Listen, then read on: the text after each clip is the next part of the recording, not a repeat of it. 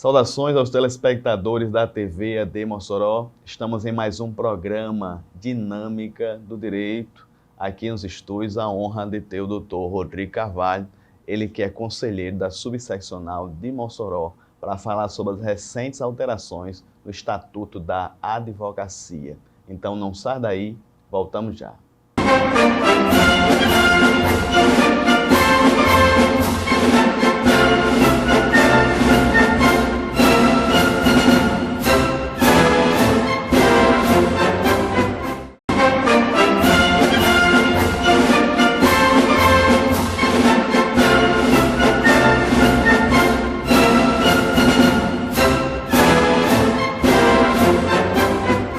Estamos de volta com o programa Dinâmica do Direito. Primeira vez nos estúdios, Dr. Rodrigo Carvalho, ele que é conselheiro subseccional aqui da OAB de Mossoró, advogado criminalista, para falar sobre as recentes alterações do Estatuto da Advocacia, especificamente a Lei 14.365, recente, agora de 2022. Seja bem-vindo, doutor. Eu quero agradecer o convite de estar aqui presente. Vamos hoje conversar sobre essa lei recentíssima, né? 14.365 de 2022, é uma lei que tem 6 dias de vigência, trazendo os pontos que diz respeito à advocacia, que atinge toda a nossa classe. O senhor fez referência à nossa categoria, nossa classe, é uma das poucas que tem uma legislação específica, doutor, um estatuto, que rege, que vige, e não apenas tange a nós profissionais. Quando se fala de advogado, fala da defesa da sociedade, defesa do cidadão. Doutor Rodrigo, um advogado forte nas prerrogativas, consequentemente, é uma sociedade que pode garantir seus direitos. É verdade. Acho que a grande lição dessa lei, eu acho que o legado que ela deixa, é o fortalecimento das prerrogativas do advogado, uma vez que é o advogado o elo entre o cidadão e a justiça. Nesse meio termo existe o advogado, que é o profissional técnico apto à defesa. Quando você tem o seu direito tolhido, ameaçado, ou está na iminência de perdê-lo, é o profissional do direito, é o advogado que faz esse exercício, esse munus público. Então, acredito que a advocacia exerce, com certeza, inexoravelmente, uma função social.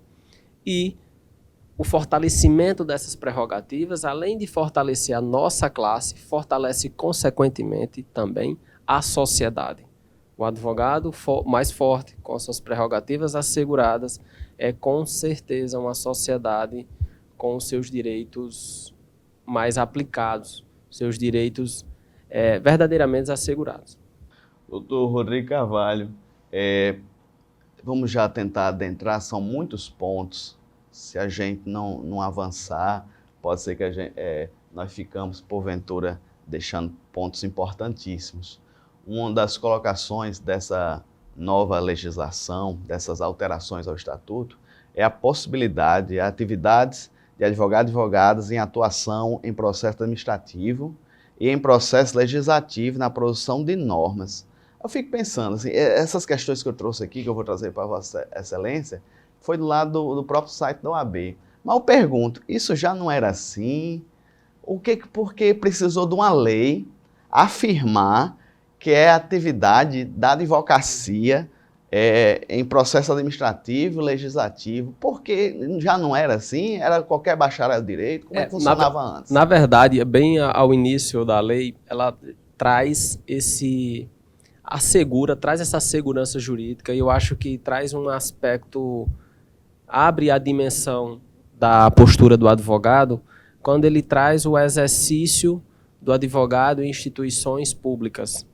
E também o exercício do advogado perante aos poderes legislativos. E, inclusive, menciona especificamente a função de munus públicos, de serviço essencial.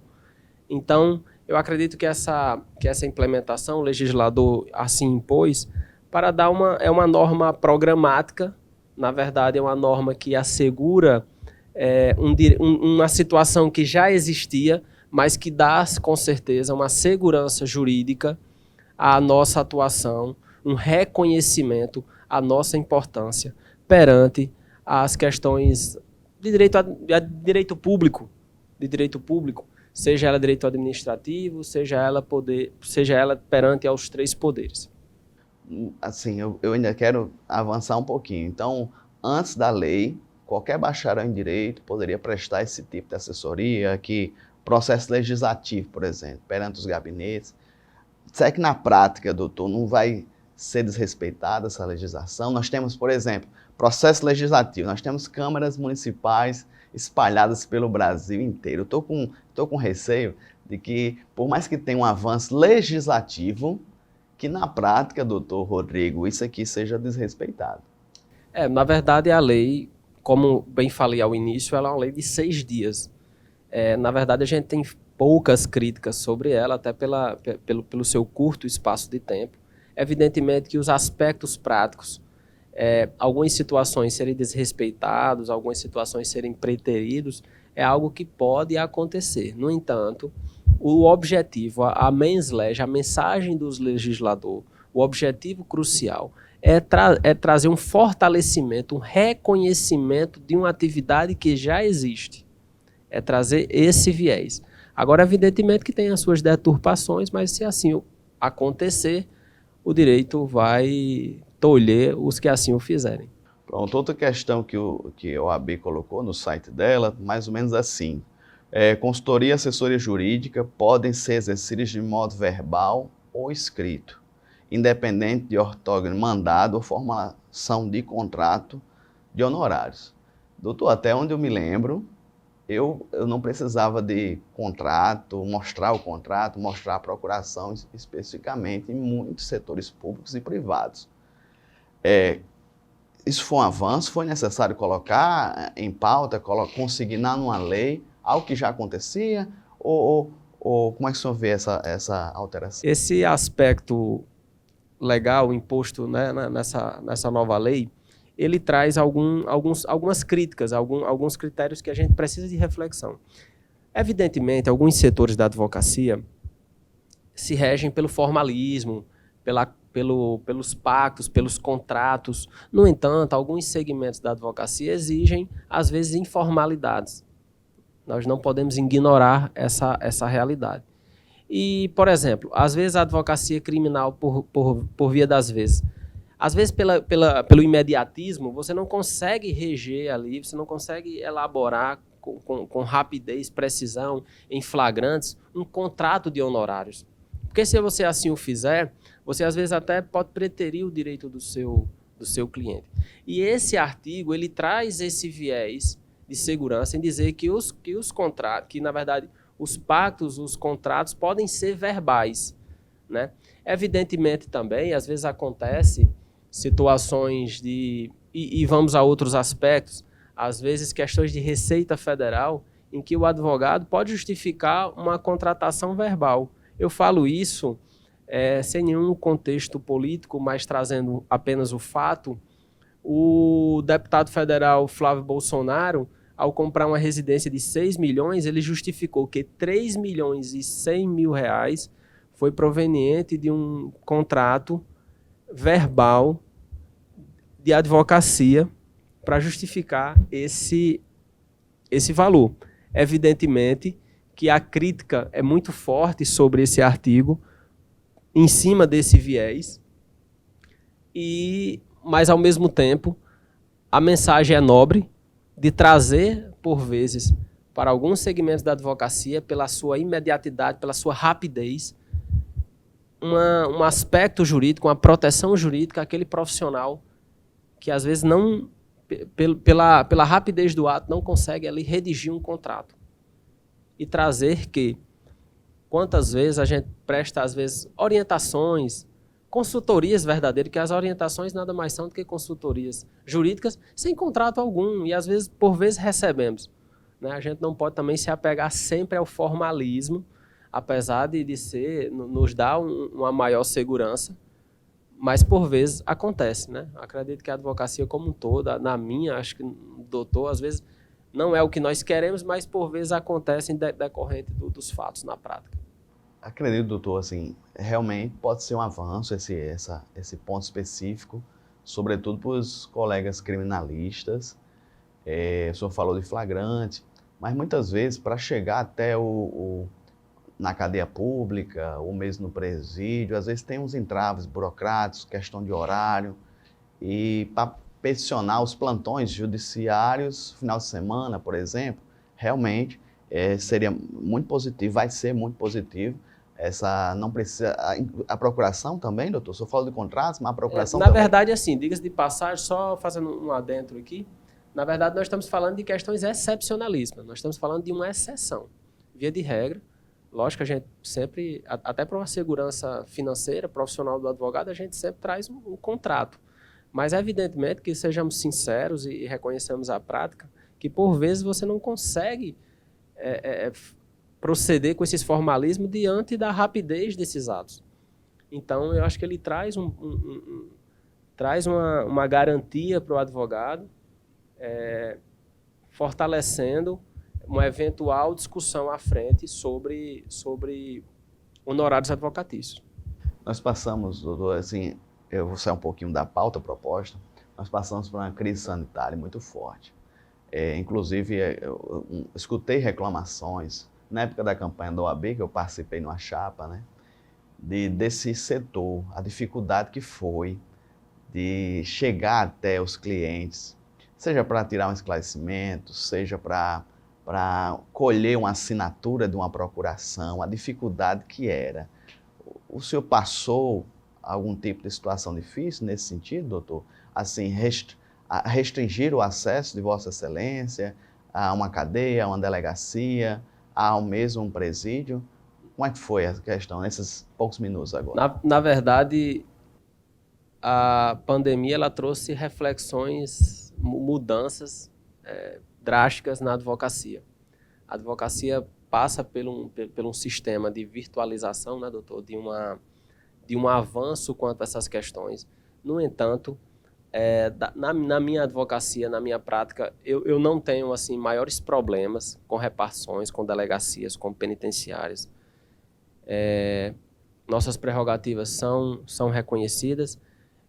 Evidentemente que algum colega tem, vez ou outra, uma situação pontual, mas não vejo isso sendo regra na nossa realidade de Mossoró. Então, as repartições policiais, os presídios, vejo um respeito pelas nossas prerrogativas, pelos nossos direitos quanto advogado. O senhor falou de reflexão, sobretudo essa questão dessa virtualização. As audiências de custódia, salvo engano, já estão todas virtuais. É isso, doutor? Como é que está? Assim, essa reflexão gerou algum tipo de avanço? Na verdade, essa virtualização gera avanços e retrocessos. Como toda mudança, ela tem seus pontos bons e seus pontos ruins. A audiência de custódia, alguns críticos afirmam que é uma audiência que, inexoravelmente, é necessário a presença física, até para que o juízo possa avaliar eventuais questões físicas, eventuais agressões que, porventura, excepcionalmente, possa ter acontecido. No entanto, o que nós também vemos na prática, por outro lado, é que essas audiências de custódia, quando assim aconteciam, elas aconteciam com muito atraso, na verdade, trazendo retardos a direito, trazendo uma prisão por mais tempo, mitigando uma liberdade. No entanto, a gente tem esses dois pontos. Eu, particularmente, vejo que nós tivemos avanços. Apesar de termos algumas questões pontuais que precisam... O tempo vai fazer com que a gente discuta isso de uma melhor forma, mas eu acredito que tivemos mais avanços do que retrocessos. Eu espero. E agora com essa nova legislação, a 14.365/22, espero que venha assegurar ainda mais avanços, mais garantias. Próximo bloco, doutor, vamos comentar sobre essa vedação da colaboração premiada de advogados contra seus clientes. Algo que eu acredito, motivou o legislador em face de proteger a sociedade e garantir que essa prática não mais, se acontecia, não vai mais acontecer, haja vista agora ter uma previsão legal. Estamos aqui conversando com o Dr. Rodrigo Carvalho, ele que é conselheiro da Subseccional de Mossoró, advogado criminalista, falando sobre as recentes alterações do Estatuto da Advocacia. Permaneça conosco, voltamos já.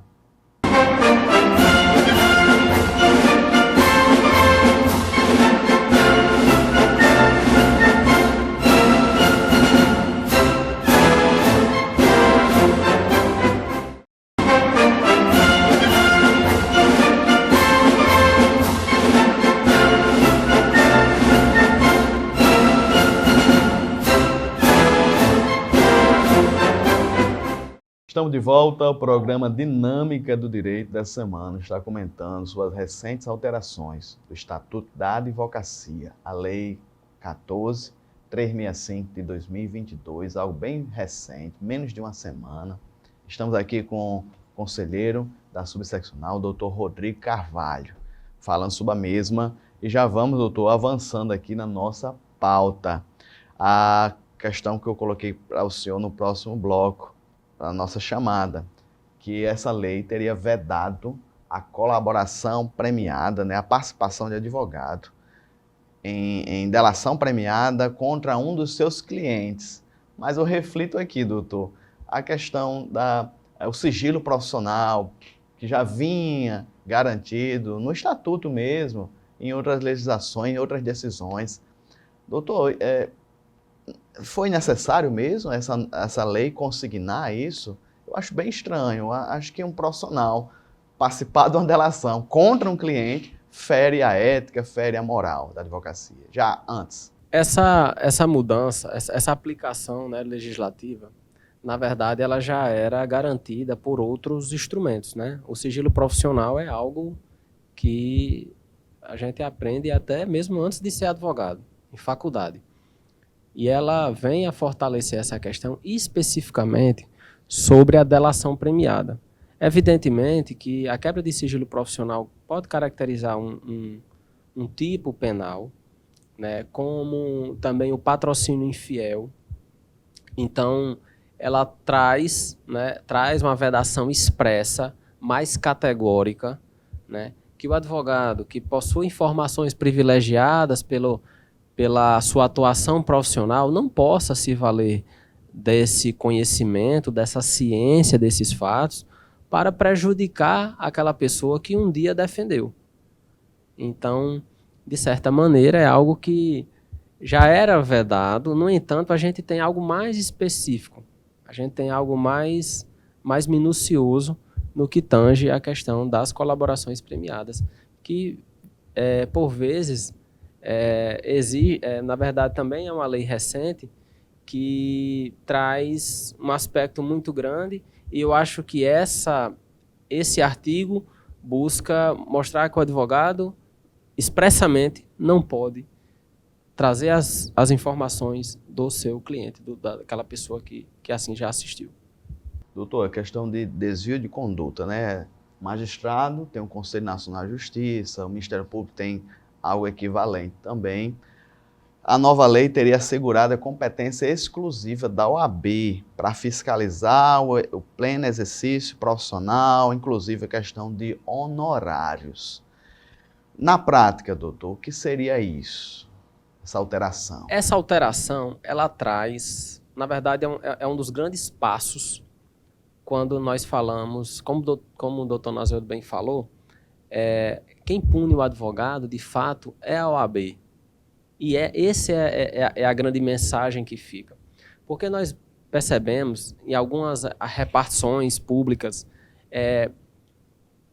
um punitivismo ao advogado, entrando em critérios profissionais, entrando em critérios de atuação do advogado, quando, na verdade, não cabe a esses órgãos esse juízo de valor, essa análise.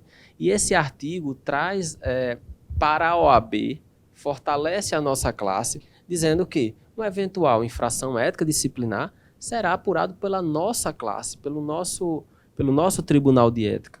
Então, eu acho que isso é verdadeiramente um passo, é uma evolução diante de algumas manifestações públicas de algumas instituições querendo punir o advogado a todo modo, a todo custo. Temos que refletir, doutor. Acho que é como o senhor mesmo falou, uma legislação muito nova.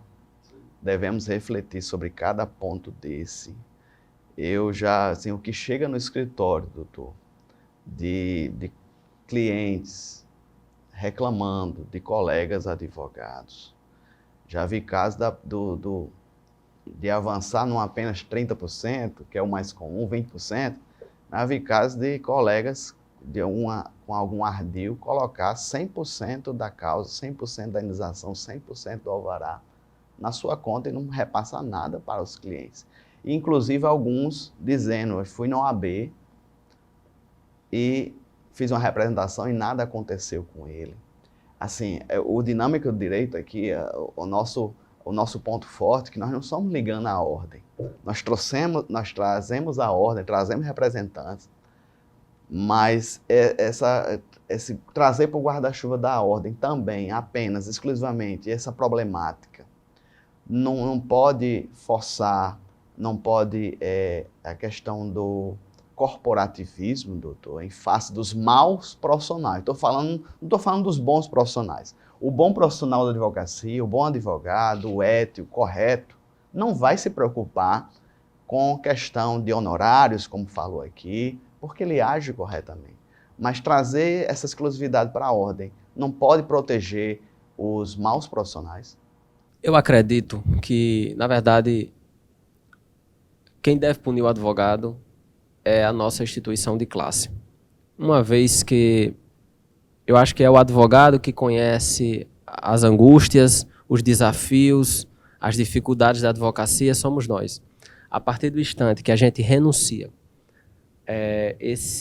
essas questões punitivas, essas questões disciplinares éticas para outras instituições, eu acho que a gente abre margem para decisões escabrosas.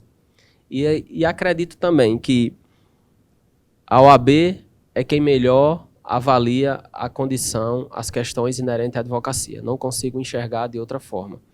E digo também a qualquer do povo, a quem nos assiste, se você teve o seu direito violado, se você teve que o seu advogado, se você acha que ele lhe prejudicou e que isso de fato tolheu o seu direito, de questões como bem falado, de honorários, procure a OAB. A nossa instituição de classe privilegia, evidentemente, os advogados honestos, mas também pune algum advogado, como em todos os segmentos da sociedade, possuem pessoas que não agem com decoro, com o que nós esperamos de um advogado, e a OAB estará pronta para processar eticamente e, eventualmente, puni-lo, se de fato assim for necessário. Nesse contexto aqui, eu estou só complementando, trazendo para a OAB essa exclusividade, assim, deveria ser mais transparente os processos. Não é transparente. Eu não vejo a punição, por exemplo. Os processos, doutor, como é que o senhor, já que o senhor é conselheiro, ou o senhor é conselheiro da subseccional, existe uma transparência nesse procedimento? Aquele que fez a denúncia tem acesso ou precisa de outro advogado? Como é que é essa questão dos julgamentos com Na verdade, os processos éticos, eles correm em sigilo, até por uma questão de respeito ao advogado. Porque, por via das vezes, existem reclamações que possuem sua procedência, sua pertinência. No entanto, por vezes, a OAB é provocada por situações diminutas, situações que não ensejam falta infração ética.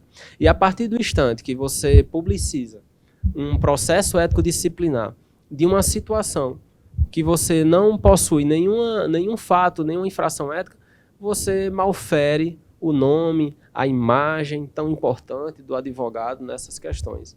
E, na verdade, só respondendo, a parte possui acesso a todo o passo a passo, inclusive participa de atos no julgamento do processo ético disciplinar. Principalmente, só dando um exemplo aqui, nas instruções.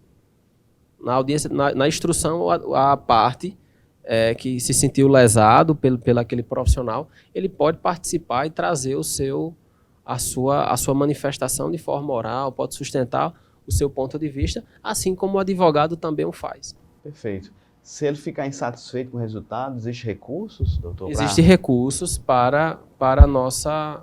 Na verdade, existem recursos dentro do Tribunal de Ética, que pode levar até a Conselho Federal essa suposta, ou essa, de fato, infração ética. Entendo. Estamos aqui com o doutor Rodrigo Carvalho, ele que é conselheiro da Subseccional de Mossoró, advogado criminalista, nos ajudando a entender as recentes alterações no Estatuto da Advocacia, Lei 14.365, agora de 2022. As situações ainda estão sendo pacificadas. Acredito que muitas dessas alterações, doutor, ainda vão passar talvez até pelos tribunais, mas importantes avanços foram feitos. No caso específico aqui, não tem até, doutor, o que parece, o senhor vai me confirmar que a punição para quem fere as prerrogativas foi ampliado, isso no próximo bloco. Segura aí, vamos fazer a chamada que o doutor Rodrigo Carvalho vai nos ajudar a entender outros pontos também, inclusive a questão de sociedades da advocacia, teve uma mudança substancial. Então não sai daí, voltamos já.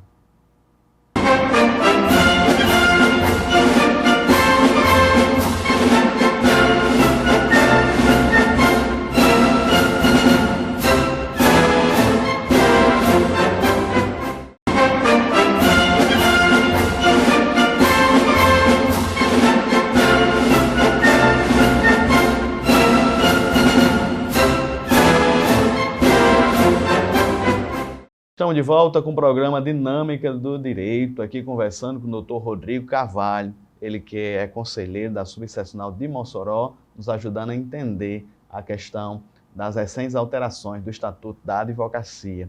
Doutor, nesse bloco, vamos comentar sobre a questão para quem fere as prerrogativas. A pena foi majorada, como era antes e como se tornou agora? Na verdade, esse é mais um passo, é mais uma conquista da advocacia. Na verdade, quando você aumenta, você exaspera a pena. Na verdade, anteriormente era de 3 meses a 1 ano, e hoje, com a Lei 14.365 de 2022, ela passa a ser de 2 a 4 anos. Então, a violação das prerrogativas não passa a ser um mero ilícito administrativo, ele passa sim a ser uma questão tipificada. E isso traz inexoravelmente ao advogado mais garantias e se espera das repartições dos órgãos públicos o seu devido cumprimento. Porque se assim não o fizer, nós temos as sanções penais, nós temos esse artigo que nos dá essa garantia que seja verdadeiramente aplicado. Doutor, assim, em cada repartição normalmente se coloca, né, assim, seja xerocado na parede, desacatar funcionário público, aí tem as penas da lei. Eu acredito que também, nas mesmas repartições, era para ter uma plaquinha. A própria OAB, se a deles é xerocada, se é uma folha, a gente podia, assim, uma sugestão nossa, minha, colocar uma placa, assim, com letras garrafais. Ferir as prerrogativas do advogado. Pena de 2 a 4 anos. Excelente essa sugestão, Nazil. Vou levar ela para a OAB Mossoró, porque, de fato, é público, né? A questão do desacato é algo conhecimento de todos, da sociedade, mas também violar as prerrogativas do advogado também assim o é. Então, isso traz uma paridade, traz um respeito à advocacia pelo viés punitivo. Né? Na verdade, um respeito que já deveria existir muito antes de qualquer legislação a esse respeito. Mas a lei assim o faz e, evidentemente, que se assim alguém cometer, vai sofrer as sanções penais do artigo. Muito bem. Doutor, assim, o senhor particularmente, o senhor parece uma pessoa bem equilibrada, mas o senhor já passou por algum, tipo, chamar alguém das prerrogativas da OAB para presenciar algum fato? Você já fez alguma ocorrência? Na verdade, Já feriram as suas prerrogativas? na verdade, sim. É algo assim que, como bem falei, em Mossoró, nossa região, nós temos o respeito às prerrogativas de modo geral. No entanto, existem suas exceções. E também já fui vítima de prerrogativas violadas. No entanto, acionei a instituição, a OAB, que esteve presente, que interviu no ato e que a situação foi solucionada. Então, aos advogados início de carreira, aos advogados mais experientes, acione a OAB. A OAB está à disposição para somar, para ajudar o advogado e defender não um protecionismo de classe, mas defender algo que tem status público, que tem garantia constitucional. As prerrogativas do advogado, o nosso exercício de defesa é algo inerente não só do nosso estatuto, mas da Constituição Federal. E quando a Constituição Federal diz que a advocacia é indispensável à administração da justiça.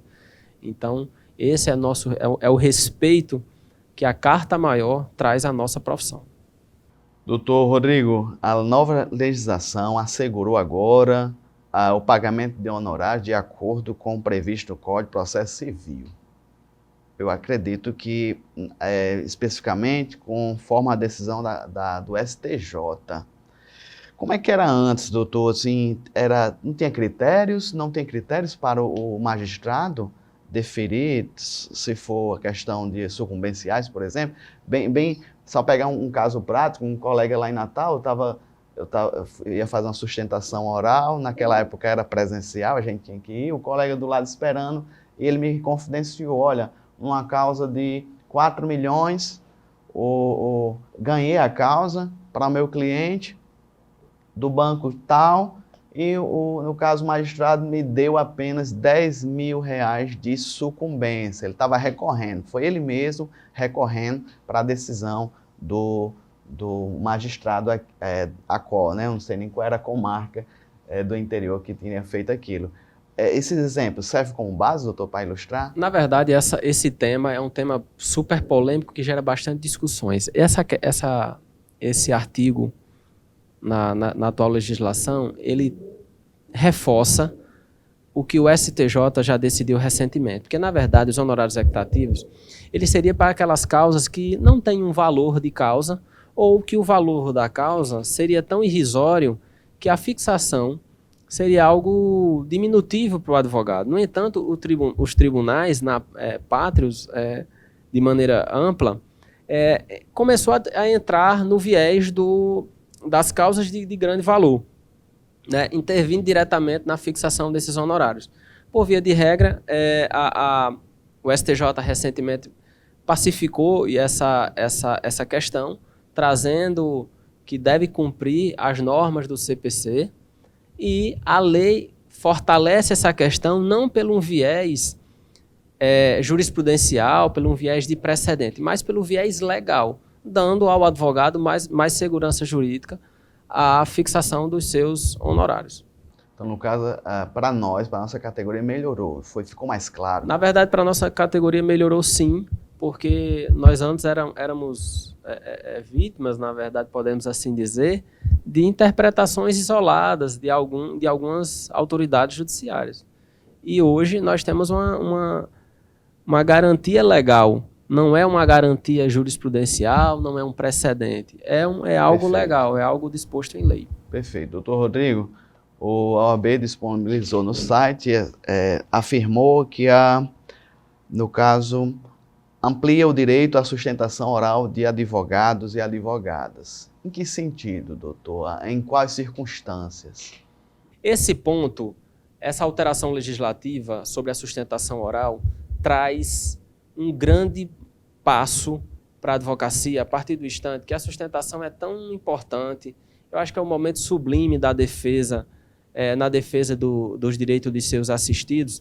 E essa possibilidade de se fazer sustentações orais nos agravos internos, quando, por decisão monocrática, é julgado o mérito, ou quando não é dado seguimento aos recursos de apelação, recurso especial, Eu acredito que isso traz uma abrangência maior para o advogado, traz uma dilação, um aumento, né, inexoravelmente da sua capacidade postulatória, do seu exercício profissional. Eu acho isso que verdadeiramente é um grande avanço. Apesar de algumas críticas, doutores, sobre esse assunto, falando que quando se aumenta, essa questão, a possibilidade de sustentação oral, traz um retardo à celeridade dos processos. Eu vejo que é o contrário. Eu acho que a sustentação oral traz verdadeiramente uma amplitude, a verdadeira ampla defesa, traz uma maximização da defesa e, consequentemente, a sociedade como um todo é melhor defendida. Boas colocações, doutor. Assim, eu ainda estou querendo ver na prática como será isso. Porque muitas vezes o que acontece, nós chegamos no tribunal, não sei como é que está agora virtual, mas eu me lembro eu chegando cedo lá em Natal para vestir a beca, e já estava no meu posto ali, aí o desembargador, doutor, qual é o seu horário? Aí eu disse o horário. É o processo tal? Sim. Eu já julguei favorável. Oh, que coisa boa, né? O senhor vai permanecer? Quer seu tempo ainda? Não, doutor. Aí falei com cada um. Eles julgam muitas vezes no atacado. Eles querem ganhar tempo. Eles perguntam, é reiterativa? Quero ver na prática, doutor. Eu quero ver na prática. Temos Vossa Excelência, os demais conselheiros a nível estadual, federal. Eu quero ver na prática como é que a magistratura vai interpretar esse direito, se é exacerbado ou não, vai nos assegurar realmente. Na verdade, foi vetado pelo presidente Jair Bolsonaro o artigo que falava assegurando a sustentação oral em todas as fases recursais, sobre o argumento que isso traria retardos ao judiciário, porque daria ao advogado o direito de sustentar em cada processo. No entanto, foi mantido essa questão do agravo interno e acredito que traz sim melhorias. Na verdade, poderia ser maior, poderia ser melhor. No entanto, é o que temos, mas com certeza traz benefícios à defesa como um todo. Muito bem, estamos conversando aqui com o Dr. Rodrigo Carvalho, ele que é conselheiro da subseccional aqui da OAB Mossoró, falando sobre as recentes alterações no Estatuto da Advocacia. Próximo bloco, doutor, vamos nos aproximando do fim, mas vamos falar aqui um pouquinho sobre a previsão de férias aos advogados na área penal. É o recesso para os advogados na área criminal. Então não sai daí, voltamos já.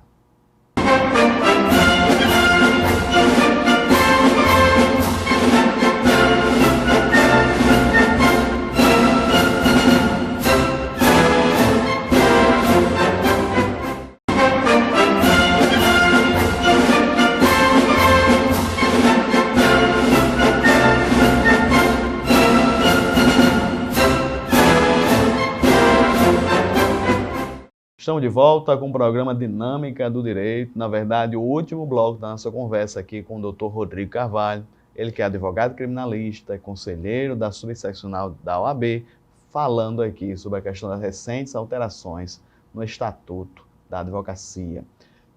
Abarcamos vários pontos, desde a questão dos honorários, o destaque de honorários, a questão específica de contratos. E, doutor, agora, já indo para as considerações finais, nos aproximando já do fim, a nova lei teria consignado férias, recesso também. Se já havia um recesso para o Judiciário, consequentemente para o Ministério Público, agora vamos ter um recesso também para a Advocacia Criminal iniciando em 20 de dezembro, até quando? 20 de janeiro. Muito bem.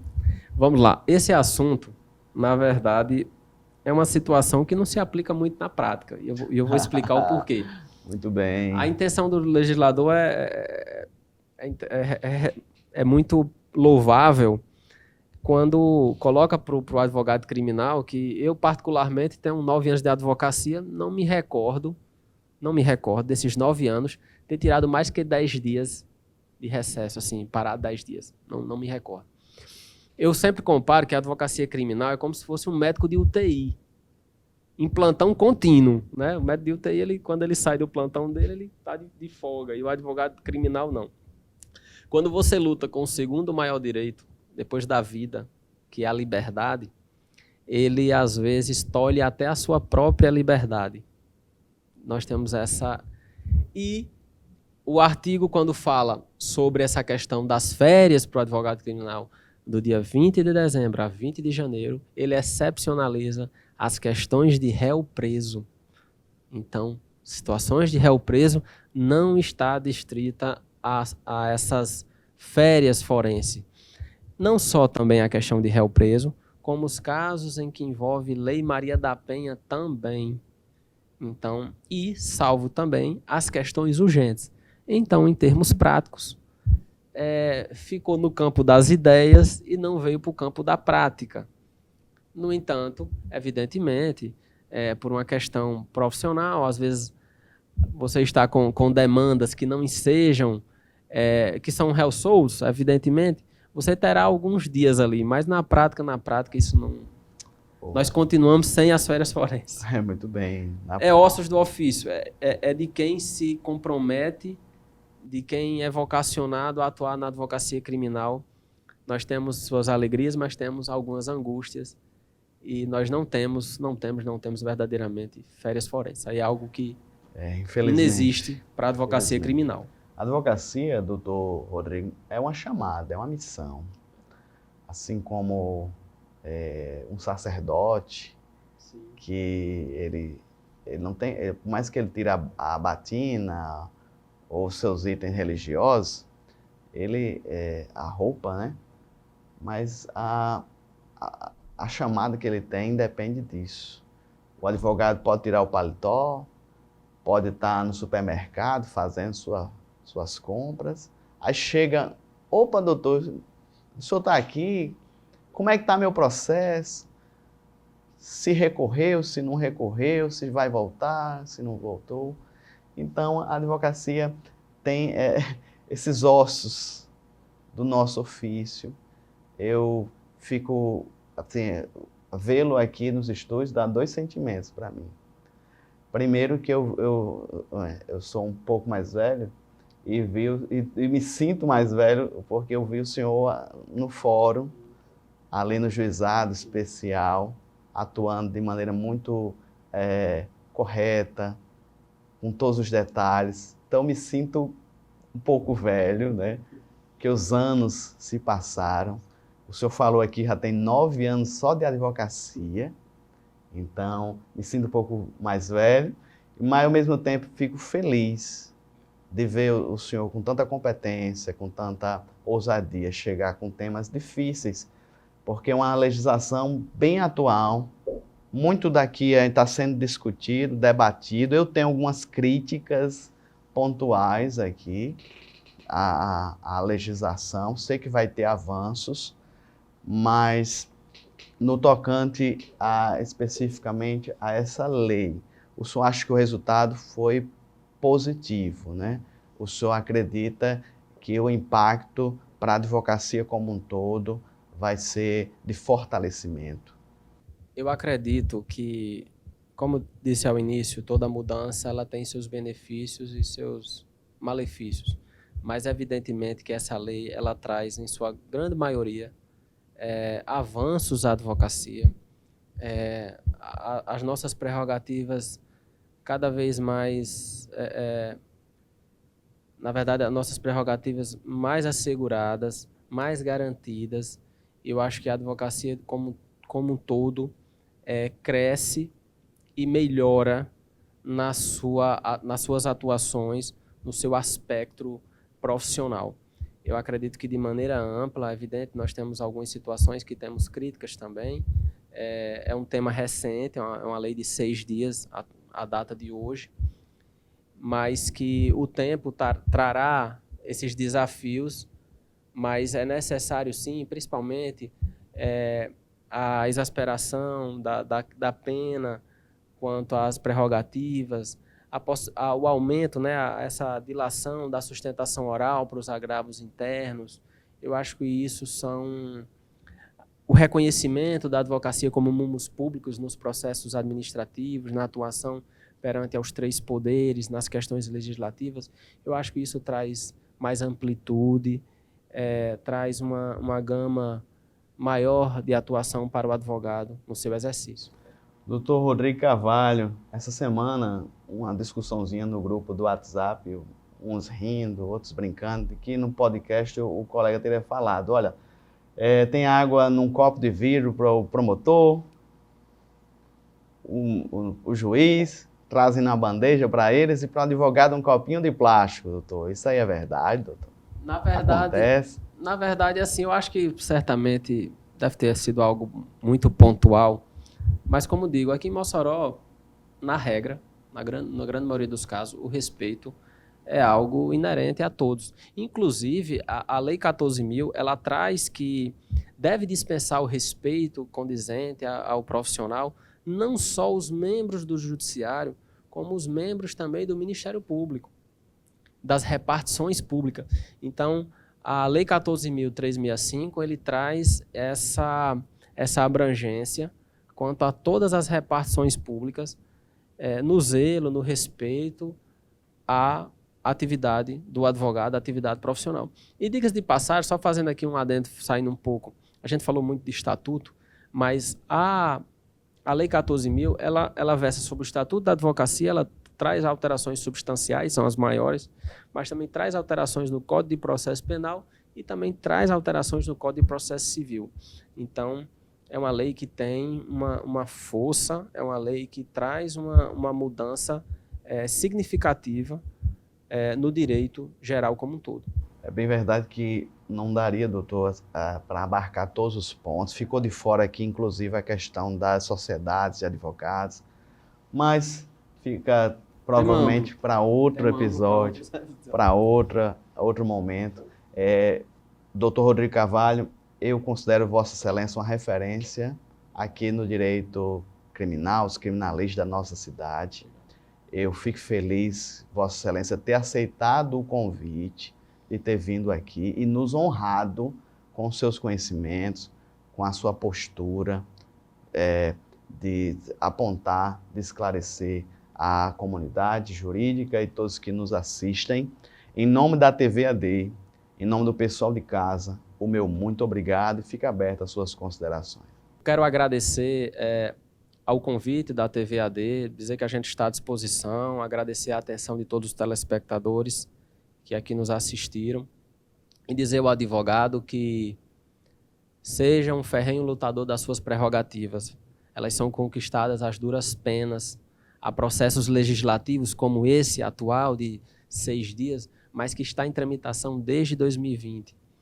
E o advogado não pode renunciar, em hipótese nenhuma, às suas prerrogativas, até para que você defenda com amplitude, da melhor forma, aquelas pessoas que confiam em nós ser a sua voz. Essa é a nossa mensagem, nossos agradecimentos. Doutor Rodrigo, reitero aqui os meus agradecimentos.